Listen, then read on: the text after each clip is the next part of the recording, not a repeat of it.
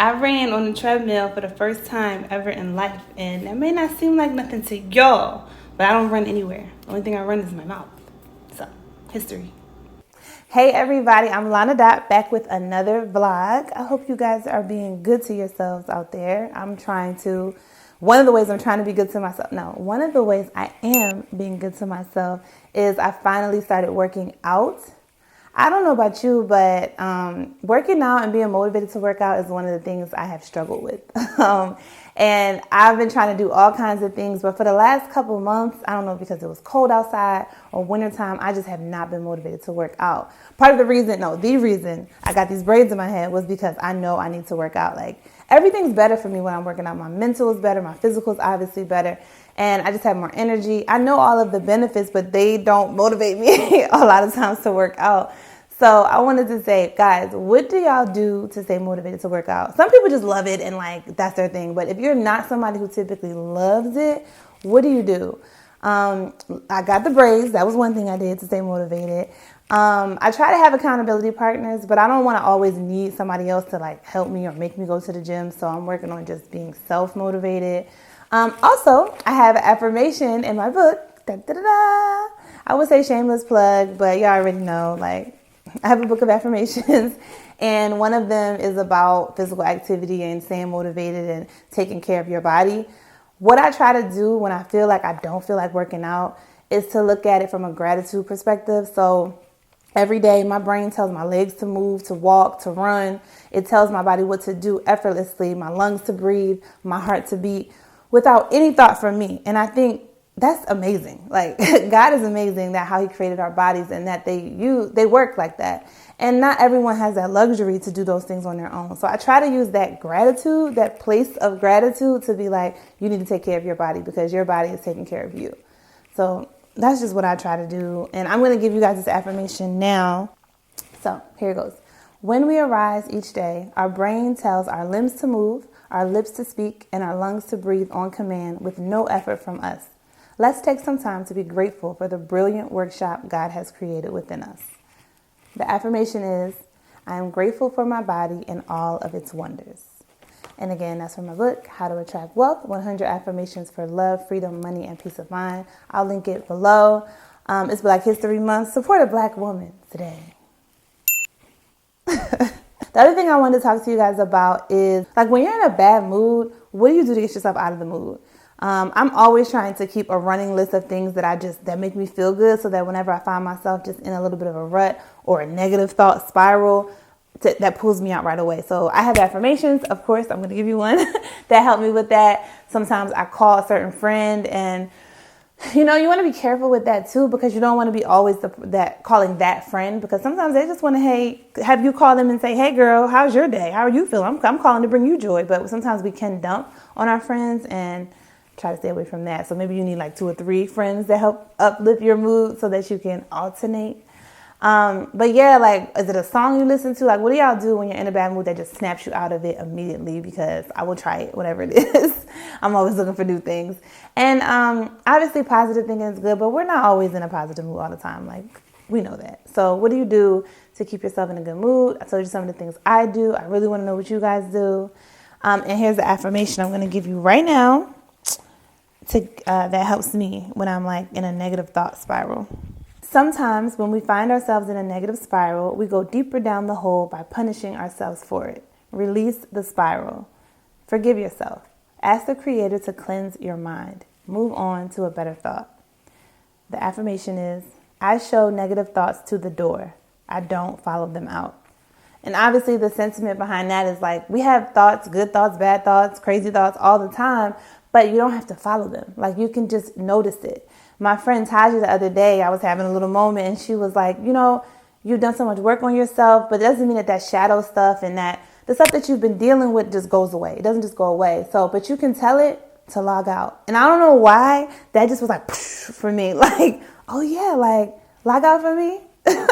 Yes, I was insecure at one time and I had these kinds of thoughts, and I see y'all creeping back up, but log out for me. I see y'all over there, but I just don't have to follow them. So thanks Taj, and that really, really, really helps me.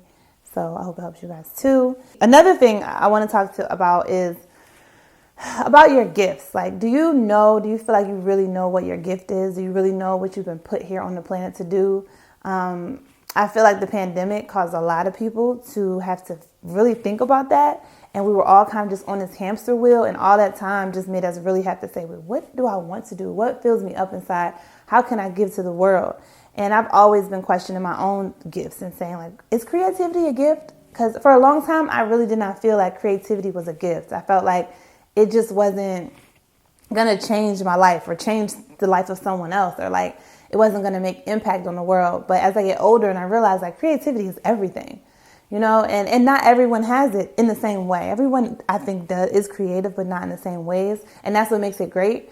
But I'm now really starting to look at my writing and my ability to like listen to somebody and integrate things in, like, how about try this, try that. That's a gift and that's a skill. So I'm really just working on honing those things and painting a broader picture of who I am, because I think I've been caught up, and I think social media feeds into this as well, that you have to be one thing. And I do think you have to do one thing well, but we can be more than one thing. Like, we can, and we are. Like, you can be so many different things. So I'm working on not putting myself in a box and not allowing others to put myself in a box.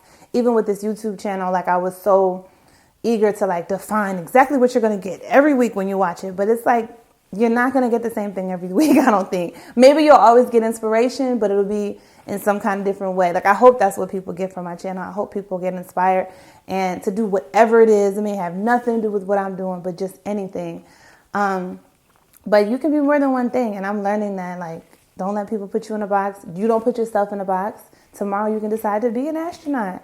You can do it. And that's it. That's my soapbox speech today. But if you're struggling with finding your divine purpose, I have an affirmation for you that I hope will help you to find that. I know it can be difficult and it can feel like it's supposed to be a big, grand thing, but it just needs to be big to you. I'm rambling, so I'm going to get to the affirmation.